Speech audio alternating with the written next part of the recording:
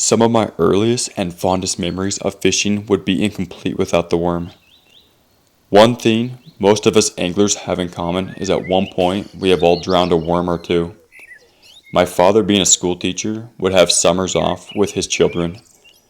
I've spent many nights in the summer with my father holding a flashlight over my shoulder while my brothers and I would grab at the worms in the wet grass and mud, careful not to rip the delicate worm, that we'd then collect in a small bucket.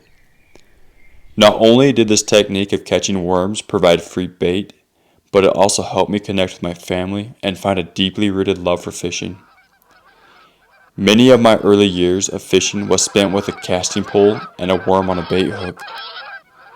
Even with the more complex angling setups I find myself using nowadays, I occasionally find myself drowning a worm. This is a video demonstrating one method I use to catch worms.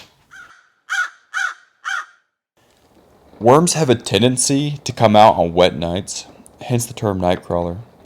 I'm sure most all of us have seen worms all over the sidewalks or patio after a rainstorm. The main reason the worms are coming out at night is because the worms are looking to mate above ground. The cool temperature of the night and some precipitation sets the mood for the worms. If you're wanting to catch worms but don't want to wait for a rainstorm to wet the soil, you can water your yard for a few hours before dark to simulate a rain. Worms are light sensitive. Shining a bright flashlight on them will make them go back down their hole. I typically use like a red headlamp just to help me up my chances of the worms not seeing me coming.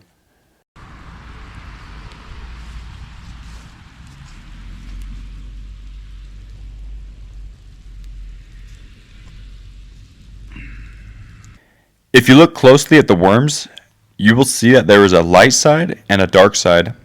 I like to think of the dark side as the head.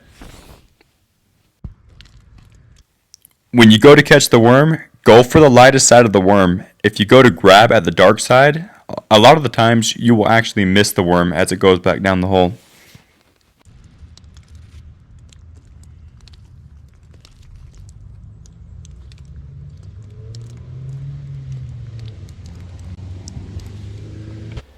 Don't grab at the darker side, grab at the lighter side. That way as the worm goes down the hole, you are sure to grab it.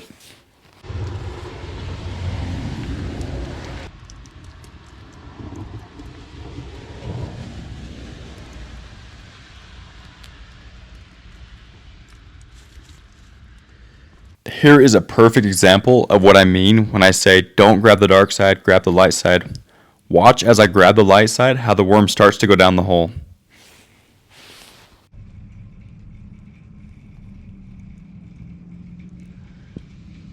Another really important tip is as you're pulling at the worms, steady pressure, no yanking, no jerking. You will break the worm right in two if you're not careful.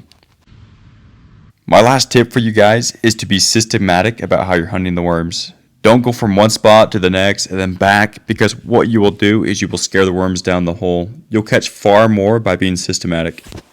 20 minutes worth of work and I already have enough worms to last me for days. Anyways, I believe the time hunting worms is well spent. Anybody can go buy some worms, but make memories, have fun, hang out with your family, catch some worms. Thanks for watching, guys.